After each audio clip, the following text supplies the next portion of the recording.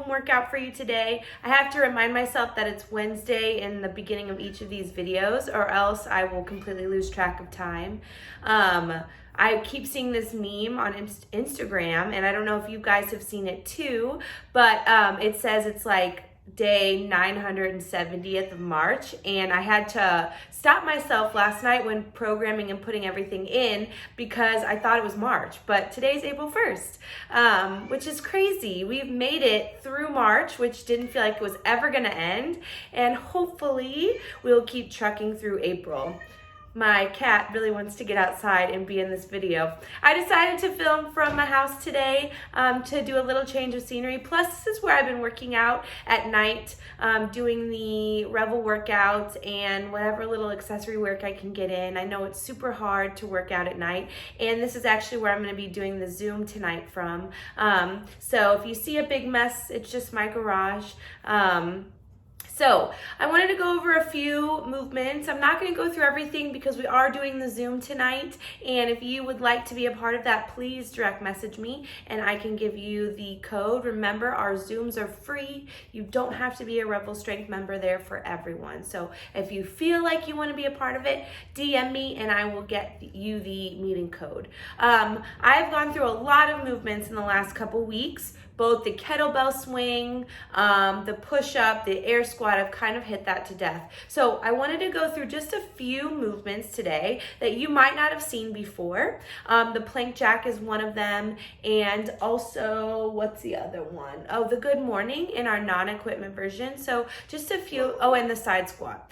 So just a few of these movements that you might not have seen before, okay? So join us, get your dumbbells, get whatever you need, and I will see you in a second. Okay, the first movement I want to talk about in this workout is the plank jack. It's going to be in both the equipment and non-equipment version of the workout. So you're going to need it in both. I would make sure to be on a yoga mat. I'm here on my concrete floor, which is not going to be, it's not going to feel very good on my elbows. So make sure if you're at home and you're on concrete or hardwood, you have some sort of mat or something that you can place under your elbows to keep you from rubbing or bruising your elbows, okay? So the biggest thing about a plank jack is to remember you must keep a tight plank. You're gonna see why here in a second, but it's really easy to get loose in the midsection and allow that belly to go down to the ground or the thighs. So your goal in this plank jack, to keep that tight core, okay?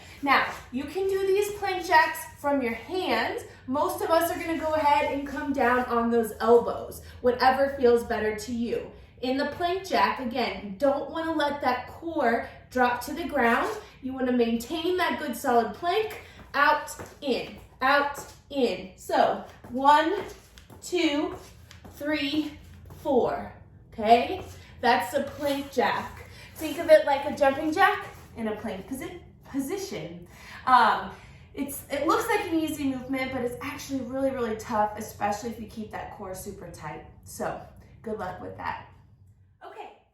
The next movement we're going to talk about is the good morning. This is in the non-equipment version of the workout.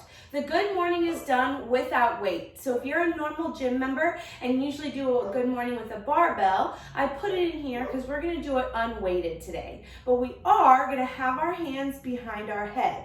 So a couple things to think about. Your hands are behind your head and you're going to really pull those elbows back. You don't want to crunch forward with the elbows. Secondly, you're gonna have a really flat back. What I don't want on a good morning is you to round forward, okay? In a good morning, you have a flat back and the butt slides backwards with those straight legs, okay? I say straight, they're soft. You want a soft knee, meaning you're not completely locked out, you've got a soft bend in the knee, okay? So my hands are gonna go behind my head, I'm gonna have a soft knee, and I'm gonna slide my butt back until I get a good stretch through the hamstrings, only until I can keep everything in this midline tight and my back flat, and then I'm gonna squeeze my glutes to come back up, okay? Again, slide the butt back, come down until I get a good stretch through those hamstrings, and then squeeze to come back up. It's really important that you don't go too low or try to get all the way down to your knee. For those of you that have flexible hamstrings, it might feel like you should keep your legs straight, but in this movement, you actually get more stretch with a bent knee. Trust me on this, I've got some pretty flexible hamstrings, but you wanna go ahead and have a bent knee today, okay? So bend those knees, have those hands behind your head, slide your butt back, and keep that back as flat as possible. Use the core to bring you back up, okay? That is the good morning. Last but not least, I'm going to talk about the weighted side squat. This was in Revel's EMOM they did as a precursor to the workout, and I wanted to make sure that people knew how to do it just in case. All right? Good luck. The last thing I'm going to talk about is our side squat. You can do this with or without weight. It's up to you. You're going to have a very, very wide leg. We do this a lot in yoga as well, okay? So go out even wider than your sumo stance. So if we were doing a sumo deadlift high pull, you'd be a little bit wider than your squat stance. But for this side squat, you're actually going to be wider than that. I'm going to keep my chest super tall. So again, what I don't want to do is round my back forward to go down into that squat.